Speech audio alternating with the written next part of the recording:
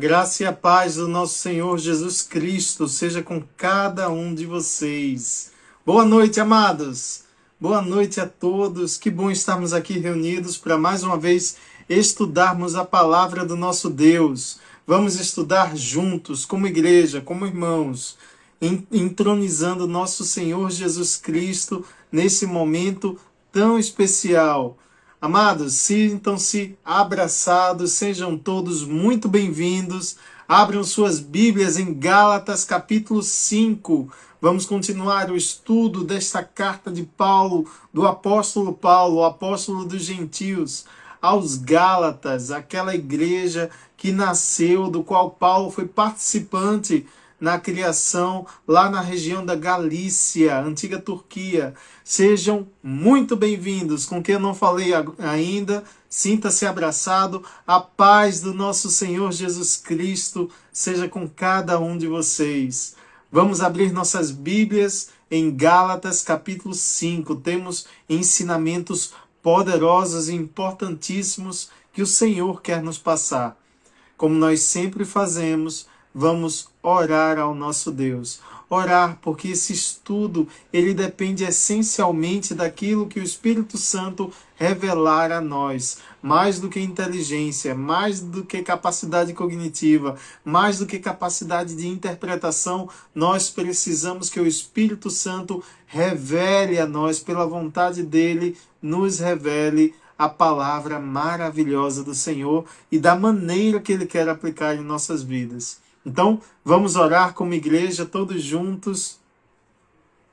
Senhor nosso Deus, graças te damos, Pai, porque mais uma vez estamos aqui reunidos para estudar a Tua palavra. Nesta noite que o Senhor preparou para nós, estamos aqui para aprender mais de Ti. Ensina-nos, Senhor. Abre os nossos corações, nossas mentes, faz-nos enxergar as maravilhas da Tua palavra. Santifica-nos, Senhor, na verdade que é a Tua palavra. Nós acreditamos que a Tua palavra é inspirada diretamente pelo Senhor. É o Senhor quem fez com que ela chegasse até nós e é o Senhor quem vai revelar a nós. Ajuda-nos, Pai. Eu sou falho, eu sou instrumento nas Tuas mãos. Que diminua eu e que o Senhor cresça. Ah, Senhor, nós te agradecemos porque o Senhor tem cuidado de nós, tem zelado por nós. Te agradecemos, Pai. Pai, te peço, faz cessar toda e qualquer distração, porque este momento é Teu. Queremos dedicá-lo única e exclusivamente ao Senhor. Ajuda-nos, Pai, fortalece-nos na fé, abre-nos o entendimento, que a Tua palavra entre em nossos corações e como semente venha a crescer, a se fortalecer, a florescer, frutificar e dar bons frutos. Frutos do Espírito, Pai, é o que queremos. Ajuda-nos em nome de Jesus Cristo. Amém, amados? Graça e paz. Sara, Vitor, sejam muito bem-vindos. Giovanito, cada um de vocês, Etienne, sintam-se abraçados. Para quem não me conhece, eu sou o irmão Marcelo, estou aqui para ser usado pelo Senhor para estudarmos juntos o livro de Gálatas. Tem sido terças-feiras abençoadas, eu creio nisso. Como nós fazemos, como é o meu costume, é ótimo fazer isso no estudo. Vamos ler o capítulo inteiro para nos apropriarmos com integralidade de toda a palavra do Senhor. Capítulo 5 de Gálatas, vamos todos ler juntos. Capítulo 5 de Gálatas, carta de Paulo aos Gálatas. Para a liberdade foi que Cristo nos libertou. Permanecei, pois, firmes e não vos submetais de novo a jugo de escravidão. Eu, Paulo, vos digo que se vos deixar de circuncidar, Cristo de nada vos aproveitará. De novo testifico a todo homem que se deixar circuncidar, que está obrigado a guardar toda a lei. De Cristo vos desligastes, vós que procurais justificar-vos pela lei, da graça decaístes. Porque nós, pelo Espírito, aguardamos a esperança da justiça que provém da fé. Porque em Cristo nem a circuncisão, nem a incircuncisão tem valor algum, mas a fé que atua pelo amor. Vós corrieis bem. Quem vos impediu de continuardes a obedecer à verdade? Esta persuasão não vem daquele que vos chama. Um pouco de fermento leveda toda a massa. Confio de vós no Senhor, que não alimentareis nenhum outro sentimento, mas aquele que vos perturba, seja ele quem for, sofrerá condenação. Eu, porém, irmãos, se ainda prego a circuncisão, por que continuo sendo perseguido? Logo está desfeito o escândalo da cruz. Tomara até se mutilassem os que vos incitam à rebeldia. Porque vós, irmãos, fostes chamados à liberdade, porém, não useis da liberdade para dar ocasião à carne. Sede antes servos uns dos outros pelo amor. Porque toda a lei se cumpre em um só preceito, a saber, amarás ao teu próximo como a ti mesmo. Se vós, porém, vos mordeis e devorais uns aos outros, vede que não sejais mutuamente destruídos. Digo, porém, andai no Espírito e jamais satisfareis a concupiscência da carne, porque a carne milita contra o Espírito e o Espírito contra a carne, porque são opostos entre si, para que não façais o que, porventura, seja do vosso querer. Mas, se sois guiados pelo Espírito, não estais sob a lei. Ora, as obras da carne são conhecidas e são prostituição, impureza, lascívia, idolatria, feitiçarias, inimizades, porfias, ciúmes, iras, discórdias, dissensões, facções, invejas, bebedices, glutonarias e coisas semelhantes a estas, a respeito das quais eu vos declaro, como já outrora vos preveni, que não herdarão o reino de Deus os que tais coisas praticam. Mas o fruto do Espírito é amor, alegria, paz, longanimidade, benignidade, bondade, fidelidade, mansidão, domínio próprio. Contra estas coisas não há lei. E os que são de Cristo Jesus crucificaram a carne com as suas paixões e concupiscências. Se vivemos no Espírito, andemos também no Espírito. Não nos deixemos possuir de vanglória, provocando uns aos outros, tendo inveja uns dos outros. Amém. Amém. Que essa palavra entre no seu coração, como tem entrado no meu coração, e nos fortaleça e edifique em cada um de nós verdadeiros adoradores. Amados, recentemente eu fiz aniversário, dia 11 de agosto eu fiz aniversário. Quando eu nasci, há pouco tempo atrás, uns 40 anos atrás, a biologia já me definia como filho do meu pai. Pois é, geneticamente eu já era filho do meu pai. Fui registrado como filho dele, o senhor Elias, que aqui nos assiste. fui apresentado a ele como seu filho legítimo. Entretanto, foi na medida com que eu crescia e amadurecia que eu fui me apropriando do que realmente significava ser filho do meu pai. Foi conhecendo-o que pude notar as semelhanças, não só físicas, mas também de personalidade. Para muitas coisas, fui vendo o homem que ele era, que eu fui aprendendo com o exemplo dele e foi moldando o meu jeito de ser, minha personalidade e aprendendo mais sobre o tipo de homem que eu queria ser.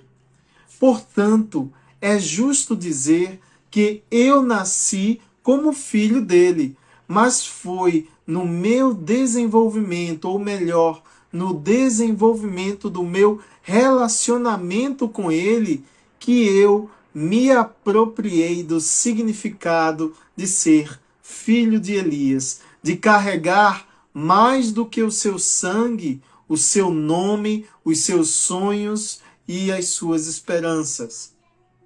Embora que, aos olhos do meu pai, eu não tinha me tornado mais filho dele à medida que crescia. Não, na verdade, aos olhos dele, eu sempre fui o mesmo filho dele. Sempre, aos olhos dele, eu era o filho dele. Mas, aos meus olhos, à medida que eu crescia, eu me parecia mais com ele. Eu aprendia a ser mais filho dele.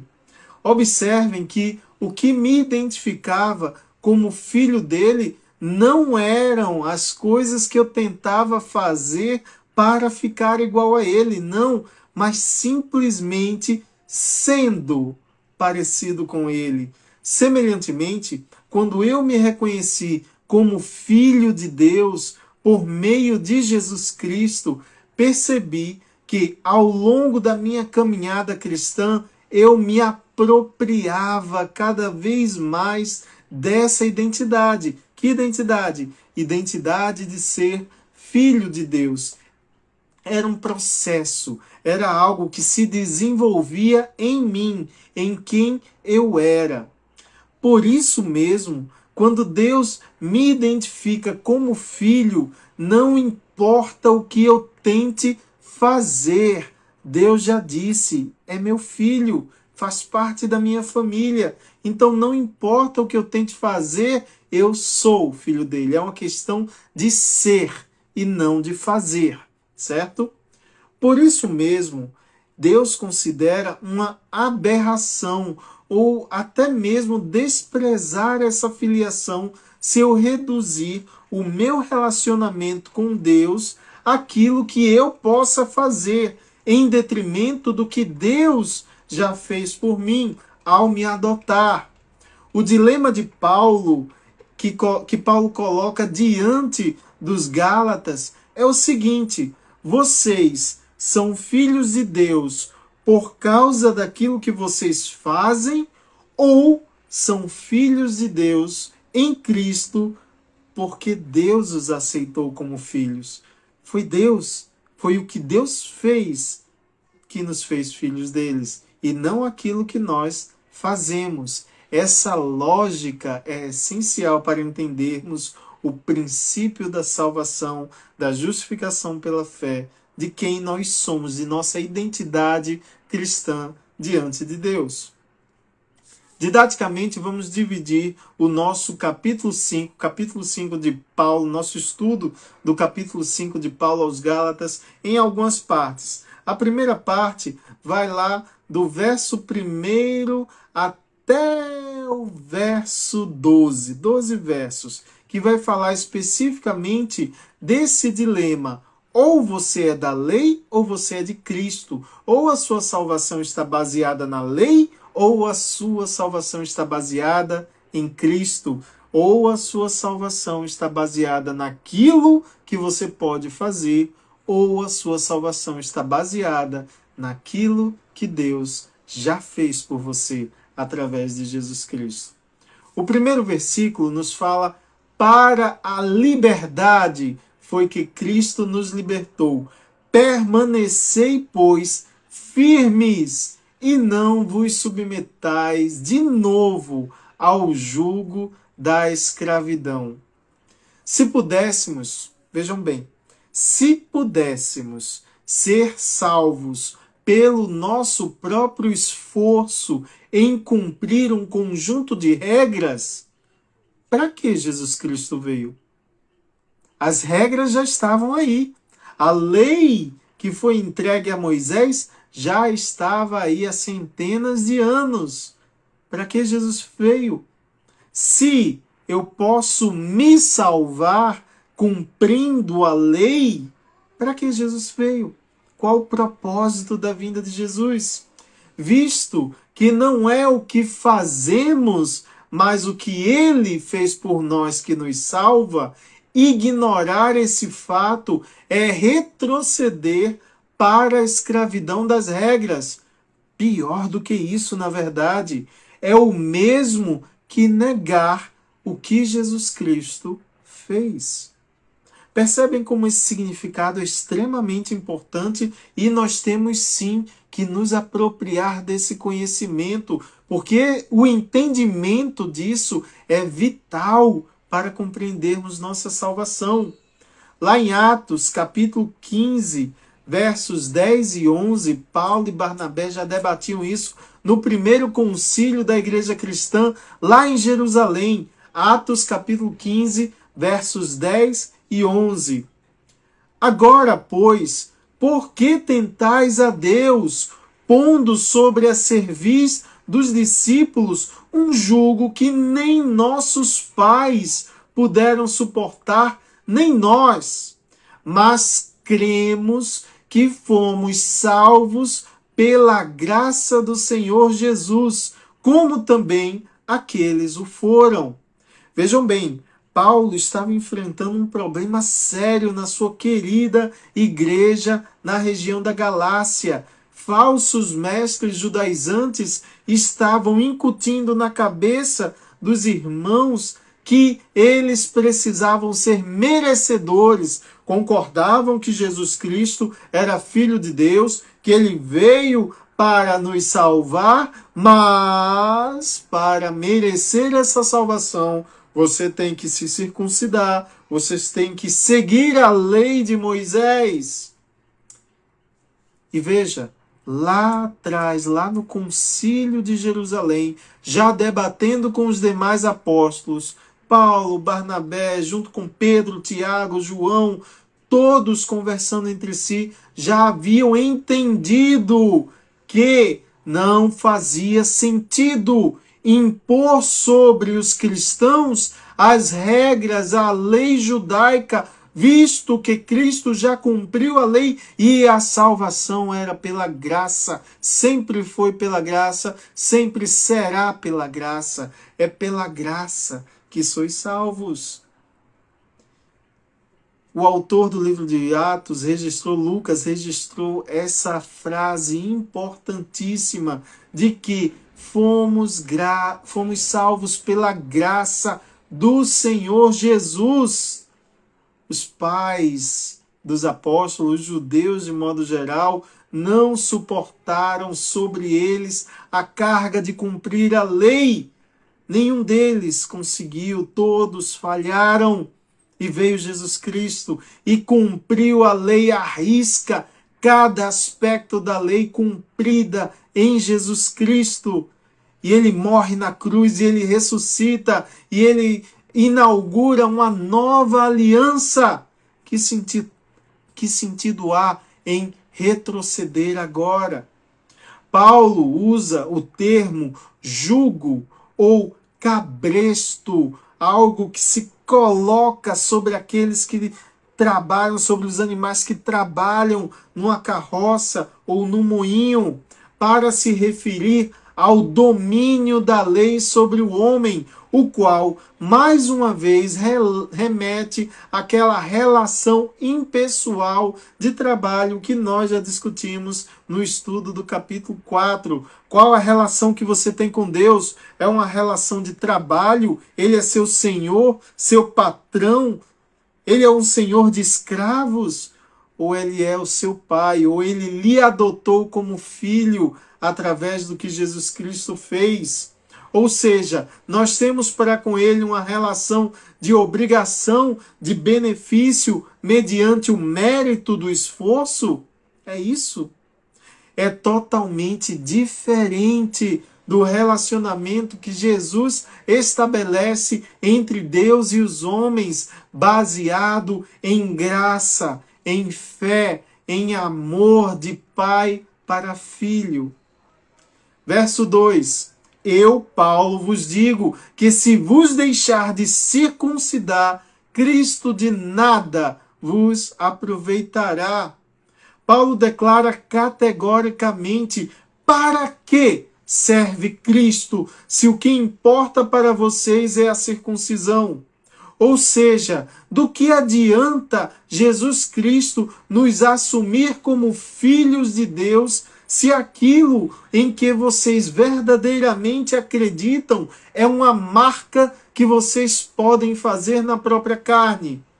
Essas situações são mutuamente excludentes. Se a circuncisão ou qualquer outro ato humano, qualquer outra ação humana forem necessários para a justificação e, por consequência, para a salvação, então a justificação não é pela fé. E a salvação não é pela graça. Simples assim. Se depende de algo que façamos, que cumpramos, então não é de graça, é por mérito. Entendem? Ou é pela obra, ou é por aquilo que você faz, ou é por aquilo que Jesus Cristo já fez. É excludente. Não dá para essas duas doutrinas coexistirem. Por isso era uma aberração aquilo que estava acontecendo com os Gálatas. Verso 3. De novo testifico a todo homem que se deixar circuncidar está obrigado a guardar toda a lei. Circuncidar-se, esse ato em si, é uma declaração poderosa de que a pessoa aceita ser julgada conforme a lei. Entendam, circuncidar-se é uma declaração que o judeu faz, dizendo que ele está marcando a carne dele, declarando para todo mundo e para si mesmo que ele escolheu ser julgado mediante a lei. O que Paulo está tentando esclarecer para os Gálatas e para todos nós é que, se confiarmos na lei como nosso caminho para Deus, estamos assumindo que nossa fé não está em Cristo, mas a nossa fé é deslocada para o que somos capazes de fazer, ou seja, estamos confiando mais ou estamos confiando essencialmente na nossa própria capacidade de cumprir toda a lei. Não apenas aquilo no qual nós somos bons, não apenas naquilo que nos é conveniente, mas toda a lei. É isso que a circuncisão significa. Somos capazes de cumprir toda a lei em seu sentido mais profundo, com ações e pensamentos. Que homem é capaz de fazer isso? É cumprir toda a lei, não apenas aquilo que lhe é conveniente, não apenas aquilo na qual você é bom. O homem se vangloria, minha pequenez, eu posso me vangloriar de ser um homem fiel. Eu nunca traí minha esposa, eu fecho os olhos para as outras mulheres, eu tenho pensamentos puros, eu não adultero. Opa! carimbei isso na lei, carimbei esse quesito na lei. Ainda que fosse verdade que eu fosse incapaz de adulterar, isso não adianta se eu falhar em qualquer outro aspecto da lei. Em qualquer outro aspecto da lei. Lá em Tiago, capítulo 2, versos do 8 ao 13, Tiago faz uma belíssima explanação sobre essa capacidade do homem de cumprir toda a lei. Será que temos? Tiago, capítulo 2, versos 8 ao 13. Tiago, capítulo 2, versos 8 ao 13. Se vós, contudo, observais a lei régia segundo a Escritura, amarás o teu próximo como a ti mesmo, fazeis bem. Se, todavia, fazeis acepção de pessoas, cometeis pecado, sendo arguídos pela lei como transgressores. Pois qualquer que guarda toda a lei, mas tropeça em um só ponto, se torna culpado de todos. Porquanto aquele que disse, não adulterarás, também ordenou, não matarás. Ora, se não adulteras, porém matas, vens a ser transgressor da lei. Falai de tal maneira e de tal maneira procedei como aqueles que hão de ser julgados pela lei da liberdade. Porque o juízo é sem misericórdia para com aquele que não usou de misericórdia. A misericórdia triunfa sobre o juízo. Entendam bem, amados. Segundo os critérios da lei, segundo o rigor da lei, você tem que ser cumpridor de toda a lei para obter salvação por mérito. E é óbvio, é claro, cristalino como água, que nenhum homem consegue cumprir toda a lei. Não se trata de cumprir apenas cada aspecto da lei, mas cumprir cada um desses aspectos em seu sentido mais profundo. Lembram do que Jesus Cristo nos ensinou? O homem diz que não adulterou, mas se olhou para a mulher e teve pensamentos impuros, já adulterou, ainda que não tenha concretizado na carne esse pecado, pecou com a mente. Quem é capaz de cumprir a integralidade da lei? Entendam isso. Por isso não há homem que possa se vangloriar disso. Não há homem que possa se vangloriar de ter cumprido toda a lei. E a lei é sem misericórdia. Pecou, é transgressor, está condenado. Preto no branco, pragmático, simples assim. Mas Tiago já nos ensina que a misericórdia triunfa sobre o juízo. O que Jesus Cristo nos apresenta, a aliança que Jesus Cristo nos apresenta, é uma aliança de perdão, de misericórdia. É entender que eu sou transgressor, que eu sou pecador, que eu não mereço porque eu falhei em cumprir a lei. E Jesus Cristo põe a sua mão sobre mim e diz, perdoados estão os teus pecados, vai em paz. É a aliança que Jesus Cristo nos oferece, uma aliança de misericórdia, uma aliança de reconhecimento do meu pecado e perdão, e me trazer para junto dele pelo que ele fez, pelo que ele conquistou na cruz. Salvação, vida eterna, ele é meu representante, é nosso representante. É aquele que estabeleceu uma aliança nos trazendo para junto do Pai na qualidade de filhos, membros da família de Jesus.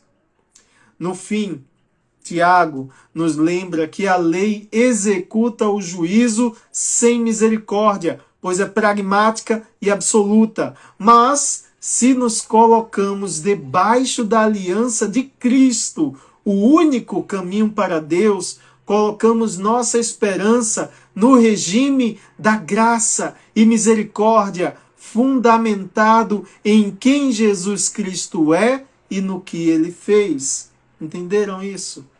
Continuando a leitura de Gálatas capítulo 5, versos 4 e 5. de Cristo vos desligastes, vós que procurais justificar-vos na lei, da graça decaístes. Porque nós, pelo Espírito, aguardamos a esperança da justiça que provém da fé. Amados, entendam bem, esse trecho merece um cuidado adicional, uma atenção especial. Não quer dizer, vejam bem, não quer dizer que de Cristo vos desligastes ou da graça decaístes. Isso não significa que é possível perder a salvação. Vejam bem, isso não significa perder salvação, pois temos garantia de que aqueles que foram dados a Cristo não podem ser lançados fora. Aproprie-se desse conhecimento porque ele é precioso. Lá em João, Evangelho de João, capítulo 6, versos 37 ao 40, palavra de Jesus Cristo, garantia de Jesus Cristo. Evangelho de João, capítulo 6, versos 37 ao 40. Todo aquele que o Pai me dá, esse virá a mim, e o que vem a mim, e eu o ressuscitarei no último dia. Garantia de Jesus Cristo. Não é possível perder salvação. Gravem isso. Nós vimos entrega de Jesus Cristo, nas palavras de Jesus Cristo. Aqueles que o Pai entregou na mão dele, nenhum será lançado fora, nenhum será perdido. Portanto, é impossível perder a salvação. Então, o que Paulo está querendo dizer com decaíste da graça? Ou como as palavras que Paulo utilizou, o que quer dizer aqueles que procuram se justificar pela lei estão desligados de Cristo ou da graça, decaíste? Acontece, é uma coisa muito simples na verdade. Acontece que se a pessoa que conhecer a Cristo e aparentemente o aceitar, passar a acreditar em suas próprias forças e empenho para se salvar, seja por se circuncidar ou seja por cumprir algumas das obras da lei, essa pessoa, na verdade, não entendeu nada de Jesus Cristo. Vamos aprofundar nosso conhecimento? A aceitação, o reconhecimento que Jesus Cristo é seu Senhor e Salvador é mais do que apenas uma declaração da sua boca. Ela tem que fazer sentido na sua vida. Aceitar, levantar a mão, dizer que Jesus Cristo é seu Salvador, mas não entender o que Jesus Cristo fez na cruz, não entender que foi Ele que conquistou a sua salvação, não acreditar que Jesus Cristo é o único e suficiente Salvador e foi Ele quem nos salvou, foi pelo que Ele fez, não acreditar nessas coisas, nunca esteve ligado a Cristo, nunca foi verdadeiramente colocado em sua integralidade na mão de Jesus Cristo. É isso que significa. Então entendam isso, amados. Esse conhecimento é preciosíssimo. Aproprie-se dessa verdade do que é a salvação em Jesus Cristo. Foi Ele quem fez, foi Ele quem conquistou na cruz. É salvação pela graça e justificação pela fé. Cabe-nos apenas acreditar.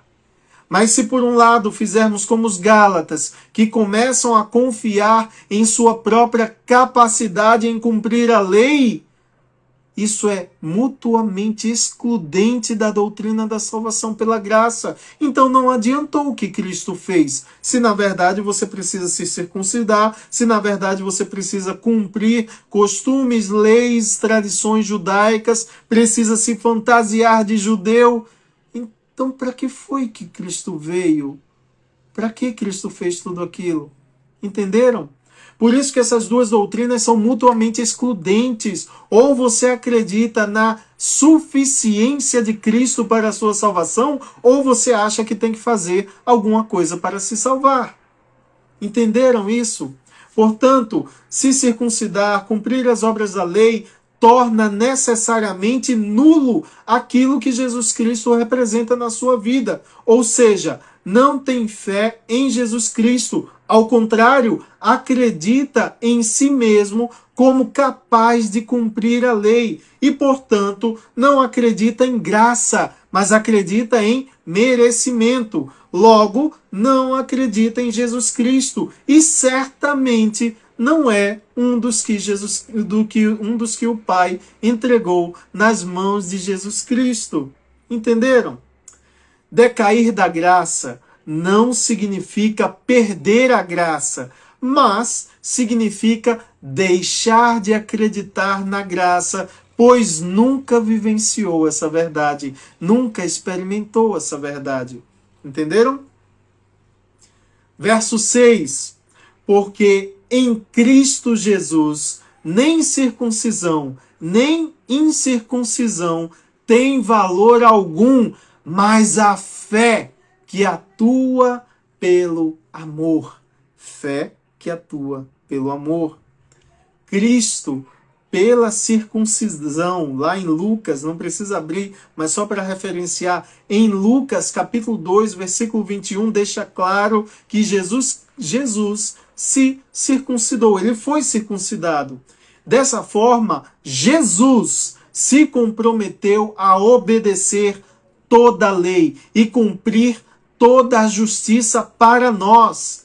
Qualquer, portanto, que agora procura cumprir a lei para si mesmo em qualquer grau para justificar a sua salvação, se desfaz da graça que flui do cumprimento de Cristo e se torna um devedor para fazer toda a lei. Ou você é justificado pela fé em Jesus Cristo, ou você escolhe um sistema de justificação baseado em sua capacidade de cumprir a lei, o que fatalmente o encaminha para a condenação, pois todos pecaram e carecem da graça de Deus. Lá em Romanos, carta de Paulo aos Romanos, capítulo 3, versos 21 a o 24.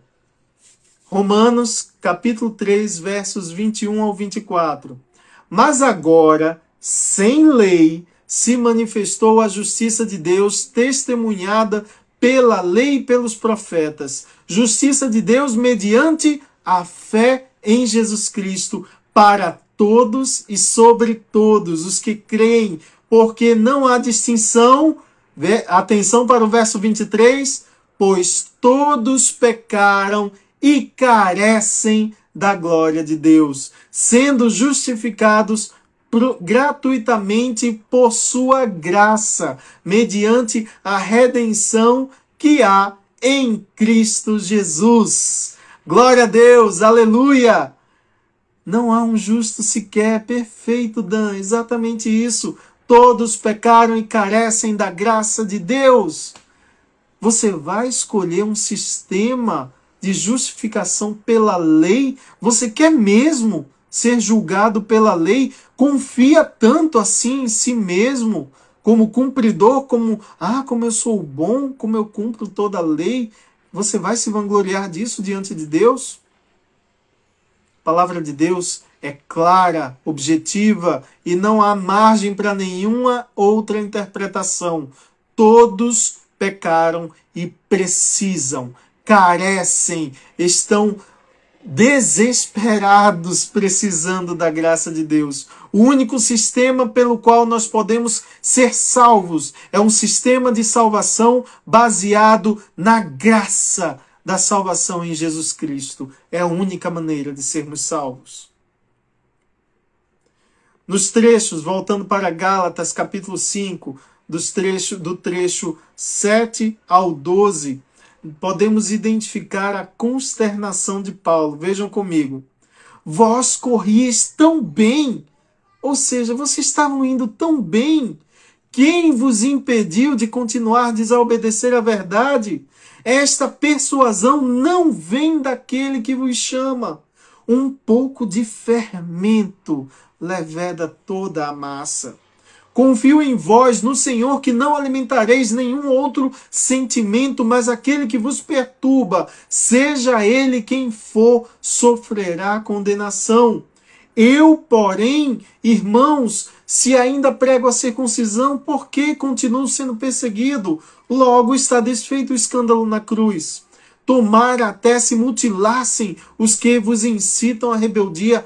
Paulo estava irado e consternado e perplexo.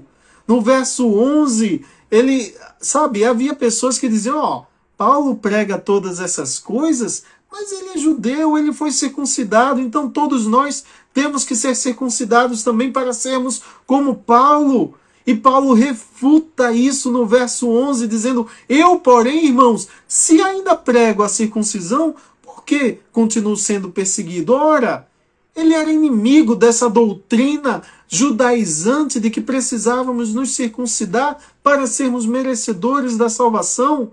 Ora, se eu prego a circuncisão, por que eu estou sendo perseguido? Por que estão afrontando a minha pessoa? E por que estão desmerecendo o meu apostolado, questionando a minha autoridade como apóstolo? Esse é o argumento que Paulo usa no verso 11. Mas voltemos. Talvez a carta de Paulo aos Gálatas seja aquela em que melhor podemos perceber esse sentimento vívido de consternação do apóstolo ou de sua perplexidade. O verso 7 que nós acabamos de ler, ele traz um quê de lamentação, sabe? Eu consigo sentir um pouco da dor de Paulo. E quando ele pergunta, ele lembra, na verdade, poxa, vocês estavam indo tão bem. Eu deixei vocês tão bem, vocês estavam no caminho certo, vocês caminhavam bem, vocês corriam bem, ou seja, vocês avançavam tão bem. Quem vos desviou? Quem vos desviou da obediência da verdade? Ele faz essa pergunta retórica, na verdade, pois ele sabe que os Gálatas foram desviados por falsos mestres que pregam não a Cristo em sua plenitude, mas uma doutrina misturada que tem por objetivo tornar os cristãos em novos judeus, judaizar os cristãos. Seja quem for, Paulo está certo da sua condenação. Esses falsos mestres, pois eles claramente estão deturpando o evangelho, substituindo a sã doutrina substituindo o evangelho da graça, introduzindo um falso evangelho baseado em merecimento, que é basicamente uma repaginada do judaísmo. Paulo esclarece que essa doutrina baseada no cumprimento da lei não vem daquele que vos chama, ou seja, não vem de Cristo. O Evangelho de Cristo não se baseia em nossa capacidade de cumprir a lei, mas em acreditarmos que Cristo, ele sim, cumpriu a lei em nosso lugar. Mas, amados, basta um pouquinho de fermento para fazer toda a massa entumecer, toda a massa crescer. Basta algo sutil, ardiloso, insidioso para fazer, começando como uma pequena deturpação do que significa aceitar Jesus Cristo para fermentar toda a massa e fazer todo o estrago. Ou seja, prestem atenção, um falso entendimento do que significa ser evangélico põe a perder tudo que se construir em cima dessa premissa. Amados, uma pausa para um dado interessante. Os estudos mais recentes, populacionais, indicam que até 2030, alguns dos irmãos já viram esses estudos, até 2030, as pessoas aqui no Brasil que se identificam como evangélicos serão maioria. Mas antes de pular de alegria, meditem no que significa essa maioria. Se o evangelho que essas pessoas declaram tiver uma falha conceitual, se não for o evangelho da graça, mas se for um outro evangelho, um falso evangelho baseado em merecimento. Meditem sobre isso. Nesse ponto, eu me pergunto, e peço que vocês se perguntem também, por que os Gálatas recorriam à lei? Por que, depois de terem conhecido Jesus Cristo, quando a graça de Cristo é suficiente, por que eles estavam agora recorrendo à lei? Parece-me que nós nos sentimos mais confortáveis em ter um conjunto de regras que possamos exibir para os outros e para nós mesmos, através das quais possamos nos justificar como melhores, como elevados ou como mais santos. Essa atitude material, carnal, é contrária ao Espírito e mata a fé, pois nos faz acreditar que em nós mesmos, em nossas ações, aquilo que nós podemos ver, medir e analisar, em detrimento da fé em Jesus Cristo, em que nós acreditamos ser Filho de Deus e cumpridor em nosso lugar da lei e da condenação. Exatamente, essa sensação de autossuficiência é uma falta de fé, é contrária a acreditarmos em quem Jesus Cristo é e no que Ele fez. Prestem atenção, a fé em Jesus Cristo, que nos justifica, e a salvação que recebemos de graça, não podem ser medidas por marcas na carne, ou por obras que se realiza à vista de todos, ou por qualquer coisa que você declare, mas sim, a fé em Jesus Cristo nos deixa marcas em quem nós somos, em nossa identidade, como nós vamos ver agora nesse próximo trecho mais adiante. Amados, entendam, continuando a leitura de Gálatas, capítulo 5. Verso 13. Porque vós, irmãos, fostes chamados à liberdade, porém não useis da liberdade para dar ocasião à carne, sede antes servos uns dos outros, pelo amor, porque toda lei se cumpre em um só preceito, a saber, amarás ao teu próximo como a ti mesmo. Se vós, porém, vos mordeis e devorais uns aos outros, vede que não sejais mutuamente destruídos. Vejam o que Paulo está fazendo aqui. Esgotado o dilema entre a lei ou Cristo, Paulo passa para a aplicação da liberdade que Jesus Cristo conquistou para nós na cruz. É como se Paulo tentasse desviar o foco da carne para o Espírito, ou seja, ao invés de se devotarem ao que podem fazer na própria carne, como a circuncisão, dediquem-se ao que podem fazer por amor ao próximo, pois esse ato, sim, melhor do que cumprir qualquer letra da lei, cumpre a vontade do Espírito que produziu e cumpriu a lei. Conforme certa vez nosso Senhor e Salvador Jesus Cristo respondeu lá em Mateus capítulo 22, versos 36 ao 40. Mateus 22, versos 36 ao 40. Este é o grande primeiro mandamento. Aliás, respondeu-lhes no verso 36. Mestre, qual é o grande mandamento da lei? Respondeu-lhe Jesus: amarás o Senhor teu Deus de todo o teu coração, de toda a tua alma, de todo o teu entendimento. Este é o grande e primeiro mandamento. O segundo, semelhante a este, é: amarás o teu próximo como a ti mesmo. Atenção para o verso 40. Destes dois mandamentos dependem toda a lei e os profetas. Amados, esse entendimento é sublime, pois esclarece que a demonstração do seu amor a Deus, que é o mandamento maior, o primeiro e maior mandamento é: amarás o teu Deus de todo o entendimento, de toda a tua alma, de todo o teu coração, de todo o teu ser. Amarás o Senhor teu Deus. E o que é que Jesus está nos ensinando? Que o cumprimento desse mandamento maior está diretamente relacionado com o cumprimento do segundo mandamento, que semelhante a este é: amarás o teu próximo como a ti mesmo.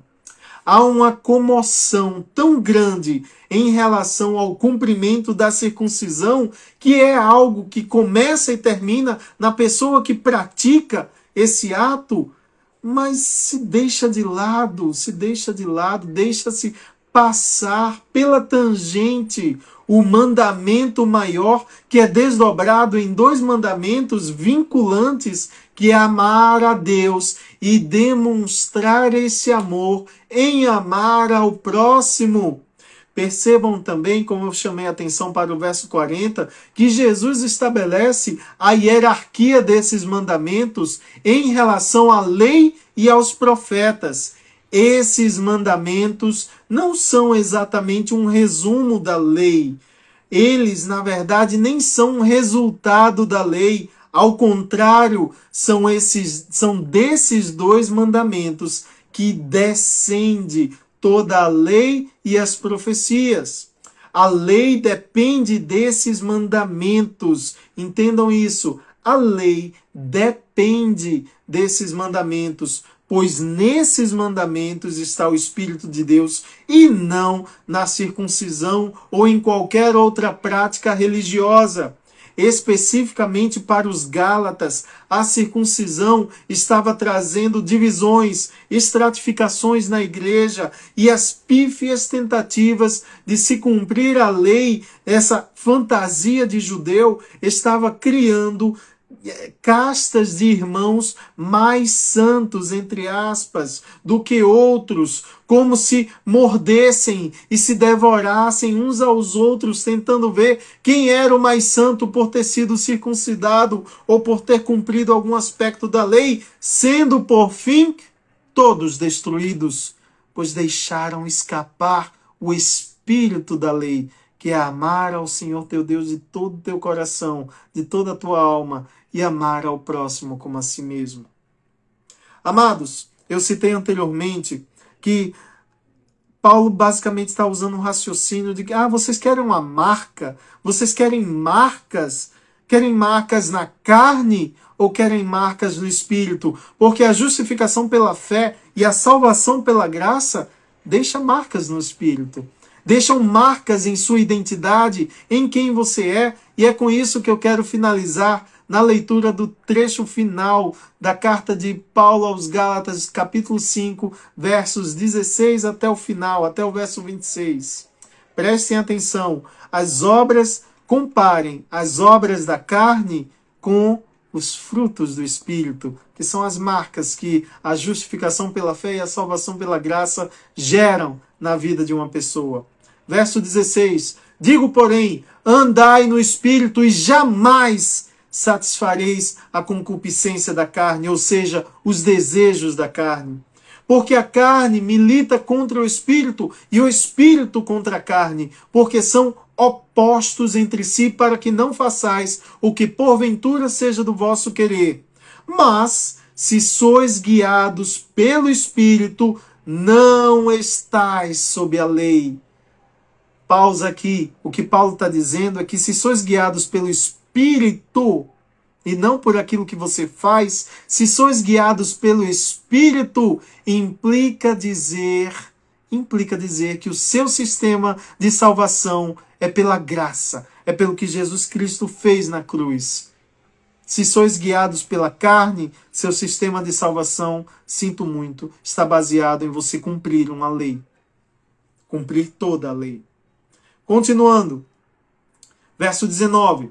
Ora, as obras da carne são conhecidas e são, a lista que Paulo nos dá: prostituição, impureza, lascívia, idolatria, feitiçarias, inimizades, Porfias, quem não sabe o que é porfias, são polêmicas, discussões polêmicas, ciúmes, iras, discórdias, dissensões, facções, invejas, bebedices, glutonarias e coisas semelhantes a estas, a respeito das quais eu vos declaro, como outrora já vos preveni, que não herdarão o reino de Deus os que tais coisas praticam. Pausa novamente, porque aqueles que tais coisas praticam estão vivendo na carne, estão confiando na carne, estão satisfazendo os desejos da sua carne, estão confiando em marcas da carne. E esse é o resultado de se confiar na carne, naquilo que você faz, na sua capacidade, em você mesmo. Aquela frase tão bonita, confia no teu coração. Teu coração é pecaminoso, não confia no teu coração. Não confia em você mesmo, não. Confia em Deus. Põe a tua fé em Deus. Viva pelo Espírito. Continuando, veja o contraponto agora das marcas de uma vida transformada pela justificação, pela fé, por colocar a sua fé em Jesus Cristo. Verso 22. Mas o fruto do Espírito é amor, alegria, amor, alegria, paz, longanimidade, benignidade, bondade. Amados, Dan está perguntando aí, coração seria nossa mente? Perfeito, Dan, exatamente, coração é nossa mente pecaminosa, nossa mente carnal, centrada em cumprir os nossos desejos. A carne milita contra o espírito, significa dizer que nossa mente está viciada em cumprir nossas vontades, em fazer nossas vontades, em alcançar nossos desejos. E negar a si mesmo é você se desviar da carne e voltar sua prioridade para o espírito. Jesus Cristo, quando põe o seu Espírito Santo em nós, nos dá o verdadeiro referencial que devemos seguir em nossa caminhada. Não a nossa mente pecaminosa, não os nossos desejos, mas a vontade de Deus que está em nós no Espírito Santo. Perfeito? Continuando, mas o fruto do Espírito é amor, alegria, paz, longanimidade, benignidade, bondade, fidelidade, mansidão, domínio próprio. Contra essas coisas não há lei. O Espírito faz surgir, sabe, a sementinha que foi colocada em seu coração, cresceu, gerou uma árvore, transformou a sua mente, porque não é mais a sua mente, não é mais o seu coração, é Cristo que vive em você, é o Espírito Santo de Deus em você, e Ele faz brotar esses frutos em sua vida, relembrando, amor, alegria, paz, longanimidade, benignidade, bondade, fidelidade, mansidão e domínio próprio. Nada disso vem de você mesmo. Nada disso nasceu do seu coração carnal. Tudo isso nasceu do Espírito Santo em você. Glória a Deus por isso. Verso 24. E os que são de Cristo Jesus crucificaram a carne com suas paixões e concupiscências. Se vivemos no Espírito, andemos também no Espírito. Não nos deixemos possuir de vanglória, provocando uns aos outros, tendo inveja uns dos outros. Percebem a mudança de foco? Confiar na carne, viver pela carne, é cumprir os seus desejos, cumprir suas vontades, fatalmente o levará pelo caminho da condenação, recaindo em todas essas obras malignas da carne que Paulo citou do verso 19 ao verso 21. Mas desviar o seu foco para o Espírito que Jesus Cristo põe em você gera frutos do Espírito. Gera não mais a sua necessidade de cumprir os desejos da carne, mas geram a priorização dos frutos do Espírito, porque, como nos diz lá no verso 24, os que são de Cristo Jesus crucificaram a carne. A carne morre lá na cruz, A carne foi crucificada na cruz de Jesus Cristo, com todas as paixões e com todas as concupiscências. Se vivemos pelo Espírito, andemos também no Espírito. Essa é a mudança de paradigma, é a quebra no nosso caminho para a condenação e agora o caminho para a salvação, para a vida eterna, junto da família de Deus. Amados, eu espero que vocês tenham sido abençoados por esse estudo. Nós nos excedemos um pouquinho, mas graças a Deus conseguimos contemplar todo o capítulo 5. Graças a Deus por esse estudo. Vamos orar juntos como igreja? Senhor nosso Deus, graças te damos, Pai, graças te damos, graças infinitas por esses momentos que o Senhor nos proporciona, Pai. Porque esses momentos são a certeza de que o Senhor tem zelado por nós, tem zelado pela edificação de verdadeiros adoradores em nós. Pai, por nós mesmos nós somos tão falhos, nós somos fracos, nós pecamos, mas a tua graça é infinitamente maior, Pai. O Senhor nos preserva, zela por nós e nos faz ter esses momentos abençoados de estudo bíblico, Pai.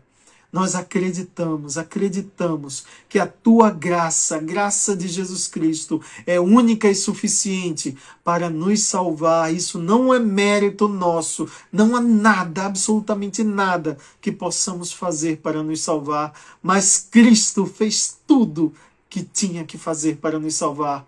Em sua obediência ao Pai, nós fomos salvos pelo que Ele fez, não por nós. Pai, te agradecemos tanto, Pai. E te pedimos que essas palavras gerem resultado em nossos corações, transformem as nossas mentes. Queremos viver o teu Santo Espírito em nossas vidas, Pai. Queremos viver conforme a tua vontade, queremos estar no centro da tua vontade.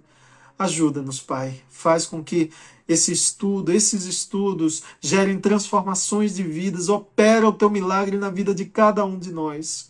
Nós precisamos de ti, Pai. Nós somos dependentes totais de ti. Ajuda-nos, Pai. Faz-nos repousar em paz nessa noite. Cuida de cada um dos nossos irmãos. Que tenhamos um sono reparador, que tenhamos descanso, certos de que o Senhor vigia sobre nós e somos cuidados e zelados pelo Senhor. Guarda cada um de nós, Pai. Abençoa as nossas famílias. Fortalece-nos na fé a cada dia. Em nome de Jesus Cristo. Amém, amados? Graça e paz. Vão com Deus. Tenham uma noite abençoada. Graça e paz, amados. Boa noite. Deus os abençoe. Tchau, tchau. Até a próxima.